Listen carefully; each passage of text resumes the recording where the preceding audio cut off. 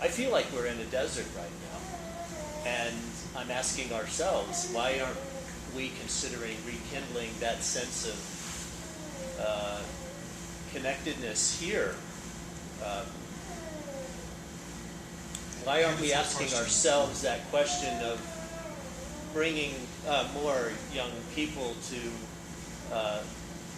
coming to experience of the joy of our path and restoring some degree of that here? This is a place that we should be able to do that. So. It's a beautiful question. With your permission, I'd like to answer first, and then I'm sure you'll have some things to say too. What's your name, by the way? Anthony. Anthony, great. Thank you for that question. It's something that Wendy and I have talked a lot about as we've started going out and talking about this book. I want to start off with the phrase you used. It was a time when many of us were kind of receiving God consciousness.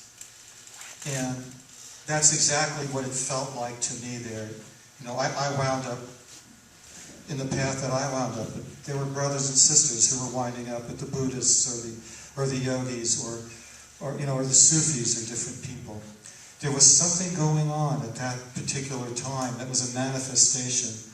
I've been calling it, as I've been trying to understand what it was, I've been calling it the spiritual revolution.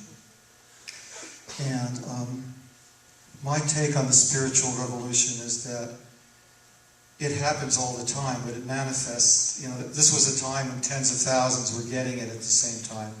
Spiritual revolution has two parts. One is the consciousness that we're all one. We're all one. The other part is love your neighbor as yourself.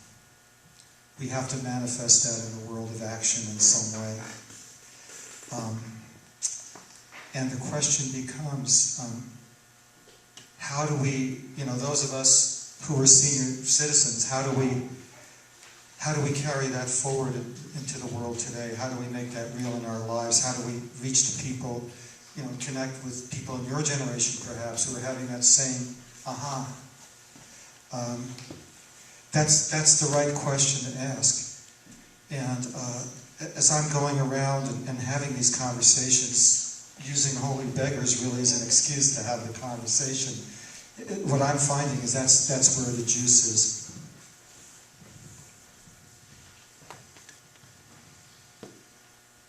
In the book of Proverbs, there is a statement.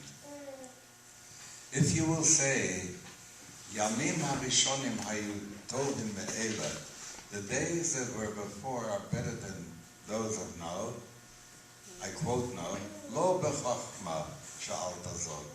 This is not a wise question. Because if you start looking at the waves of consciousness that are going through, our concerns are a lot more grounded than they were at that time. And when I start figuring where young people are today, I know that there are islands where it still is happening. When I think in Manhattan, when I was with Reb David Ingber's congregation, and I know that the nephew of Reb Shlomo is still doing a wonderful job at the Karlebach Shul and B'nai Jeshurun, and there are some places where it still is hopping. But it is not the same way anymore because people are asking questions, how do I bring this down? At that point it was, Lord, get me high, get me high. And the question was, people would say like this, what are you into now? I was into that, now I'm into this, and they would get into and out of very fast at that time.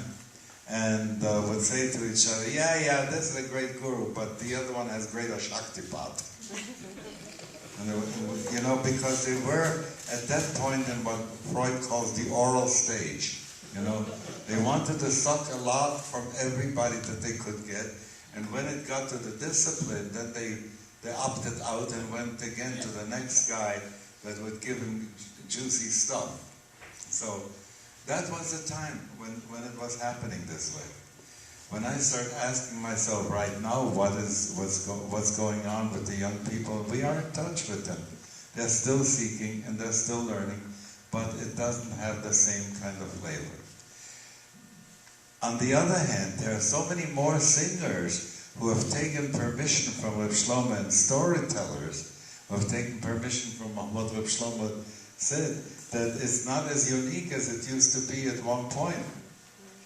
People are making songs, the people are singing them. Even here, there are some people, what was it, the name of the guy? Not Binyamin, Matisyahu. Matisyahu. There was a time when Matisyahu was the greatest thing in the world, and he was rapping and so on and so forth. People would come to him and they wanted Jewish reggae and so on and so forth. All these mixes that are around, but they don't last as long as that. What lasts longer right now is that more people are interested in learning seriously how to handle texts and understand them than they did in those days. And that's the witness that I can give you of where we are.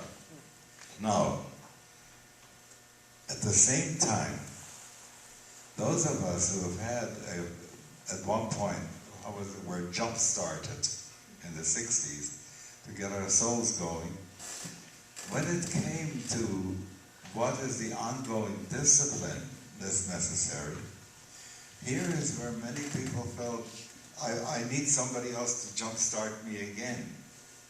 A starter is only to get the motor going, but then the motor has to go on its own and it has to be fueled.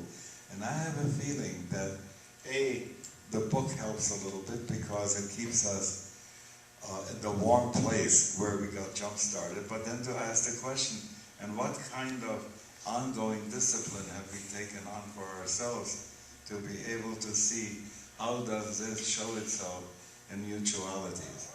When I look at the the black hat communities that are now, I find that yes, they have burgeoned and they have become very strong and powerful, but when I also look around, where is the heart and where is the relationships, there's a lot to be wanted at this point. So, it's a different time. And what I come back to is I would like to see, with our spirituality that we're practicing here, more of that sacred longing, and that can come from remembering those days.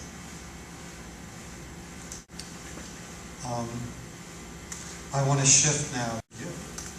Oh, you had a question. I thought maybe I could comment quickly on the question because it does have to do with my generation a lot. All right. What I see a lot is my friends and I who are Jewish, we're trying to build our own network because we have to rebel. We have to experience it and learn on our own and make our own community. Otherwise, we miss out on the fun because the bonding is coming together. It's having to form it. And we may end up doing it later because I think we take a lot of it for granted. Our parents have really tried to build this community and to teach us, but we're just kind of used to it. We need our own adventure. We need to go to Israel to really find our friends everywhere. And I notice a lot of my closest friends I've met, for example, at Kala, and we see each other and we have a lot in common. And it may take us starting our own families and thinking, well, we need our children to be able to grow up with something that we were able to grow up. We need them to know all the music, to feel this kind of family community. It may take us that long to start tracking down the roots and see, oh, well, this isn't just traditional. This was actually, Garba stuff. Or these stories are ancient. Somebody needs to write them down. And I think one thing that we're not as aware of now is that the generation who would be there to teach us, who was maybe taught our parents, they're not going to be around then, possibly, or probably, when we need it. So when people write a book like that we can then actually track, that really, really helps us. But we're going to have to find this ourselves